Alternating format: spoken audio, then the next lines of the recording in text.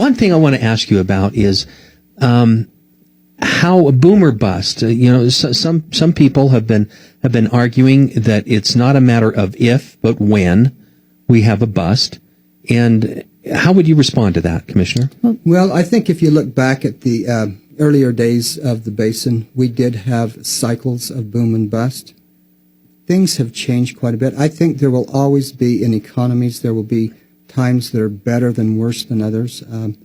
But I personally am not a doomsdayer, because first of all, as we just mentioned here a few minutes ago, even during the recession that we had in Uinta County and the Uinta Basin, we were above any place in the country. I mean, one of the unless it was North Dakota, but, we were... Who wants to live in North Dakota, right? Right. I mean, look at what we have here in Vernal, Utah, and the people are going to North Dakota as soon as they can. They're back here. But as far as boom and bust, let me just talk about that for a minute. Let's look at the opportunities we have here in Uinta County and what drives an economy. We have a treasure chest of resources like nowhere in the world. If I can, I would like to just take a minute on this. We have over 5 billion barrels of conventional oil in the ground. That's more than the conventional reserves in the Bakken. We have 111 trillion cubic feet of natural gas. That compares with up in the Marcellus in Pennsylvania. We have 1.32 trillion barrels of oil and oil shale, which is 5 times more than the meg of the whole world in Saudi Arabia at 262 billion barrels. And why are they producing more heavily in North Dakota and in Pennsylvania than they are here in the Uinta Basin? I love that question. It is because we are a lot on federal lands and they are on private lands.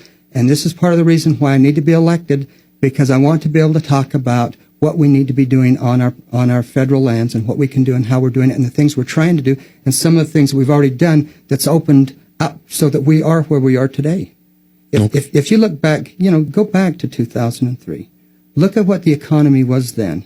Look what it is today. I'm not going to sit here and take credit for all of it, but I have had a part of this. And our commission has. And we have worked together as a team. And the things that's happened at BLM, the things we've been able to do to open up the oil and gas drilling, there's just so many things that we could go into as we get an opportunity. But as far as that, this doom thing that's being talked about, as far as a bust that's just around the corner or something, it's the other way around. Let me tell you what is going on. Statewide, there's about 11,000 wells. In the Uinta Basin, there's about 8,000 wells. 76% of the oil produced in the state of Utah comes out of the Uinta Basin. 66% of the natural gas produced in the state comes out of Uinta County. That's on 8,000 wells. There are 20,000 wells that are in an EIS stage right now. EIS, just to clarify for those who are just listening and aren't familiar with the acronyms of government, sorry, because it's Environmental Impact Study. And that is so that we can find out what kind of an impact that's going to have on our environment. Okay, and it's part of the process that's required on federal lands to be able to So drill. There's how many wells in the EIS? Well, there's 20,000 in there, and some of those have now been approved. The Anadarko project was approved. The Gasco project was approved. And that's the Greater Natural Buttes project. And Newfields is going on right now. But anyway, SWCA was hired by the Western Energy Alliance to evaluate what is the value of those 20,000 wells. Okay. The total economic activity out of those 20,000 wells is $123 billion, not million, $123 billion.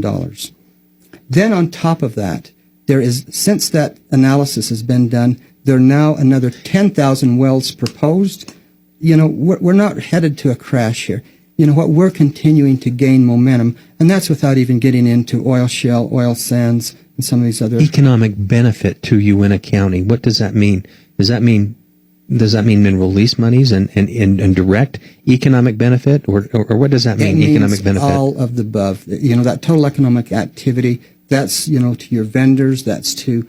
that's top so that's to an bottom. Outreach. So, like a typical well, I believe this economic study showed a typical well is about $4 million to drill, but the total economic activity out of that well is about $6 million. So, it's that multiplier effect that comes into play. These numbers are astronomical. Well, they are. In fact, they're hard to even get your head around because, those are not numbers that people even contemplate. The question comes to mind, what happens if there is an over supply of natural gas or oil on the economy? what's going to happen to the price, and then what's going to happen to our economy as a result of that? Well, I think what happens is what happened several years ago. Price of gas was fairly low several years ago, and even with those low prices, we continued to do fairly well.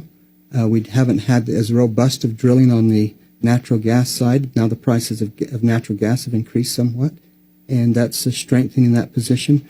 Oil has been fairly strong and continues to be fairly strong, but it makes a little bit of difference whether they're drilling for oil or whether they're drilling for natural gas. And as I mentioned earlier, we are endowed with both very heavily here. We are so well positioned here in the Uinta Basin with the abundant resources we have. We truly are a national treasure chest, a world treasure chest of resources. Like I say, most places they have maybe gas, or another place they have oil. They may have a little bit of both, but it's not like we have here in the Uinta Basin. And that's before we ever even get started with oil shale and oil sands and these other resources.